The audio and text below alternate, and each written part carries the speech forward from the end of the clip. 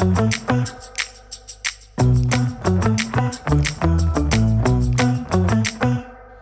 everyone, welcome back to another episode of Pipe Dream in our 1 in 100 series. Today I'm here to answer the question, what does becoming a media company actually mean?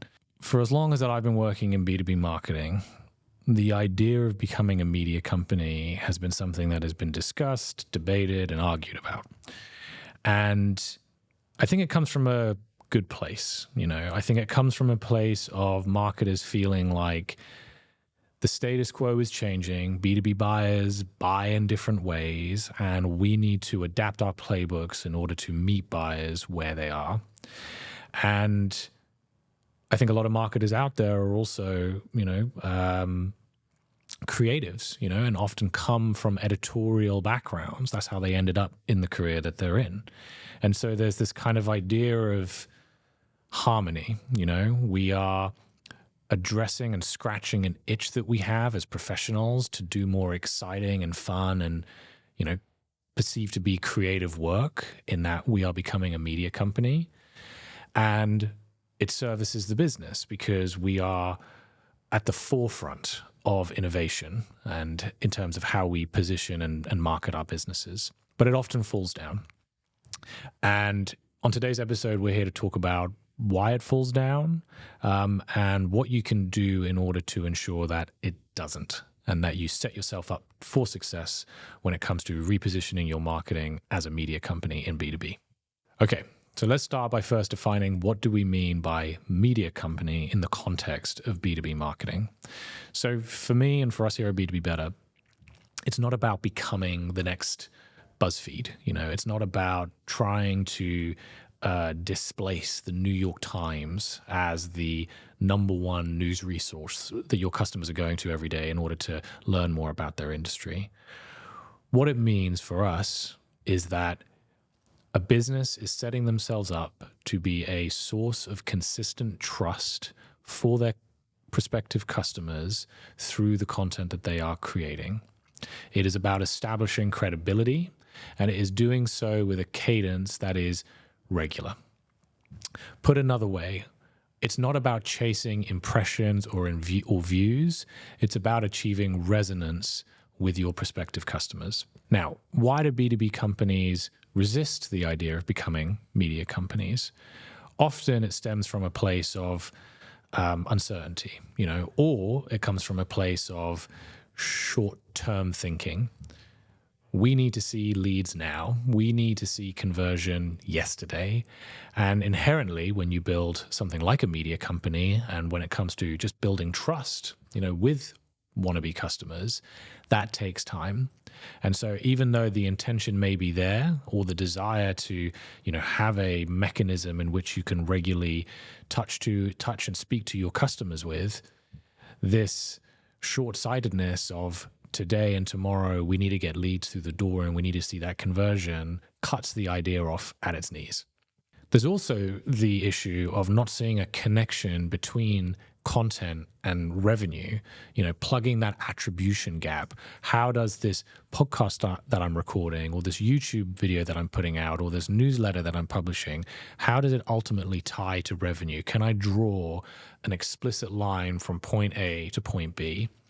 And if that line is unable to be drawn in the short term, then this type of initiative, this type of program can start to feel like a distraction, particularly in a macroeconomic environment that's volatile or putting pressure on a business to achieve financial results immediately.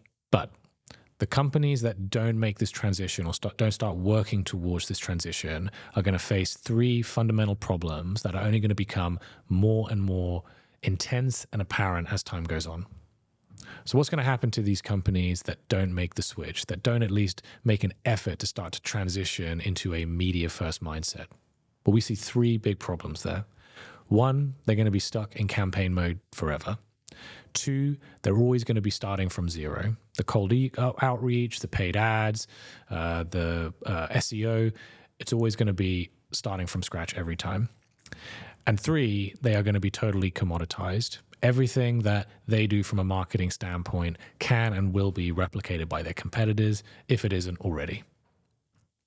Those three challenges, those three problems, if left unattended and left unsolved, will make it harder and harder for marketing teams to deliver real value, and will make it more and more apparent that their current playbooks are producing diminishing returns. So how do you navigate that shift into a media-first mindset?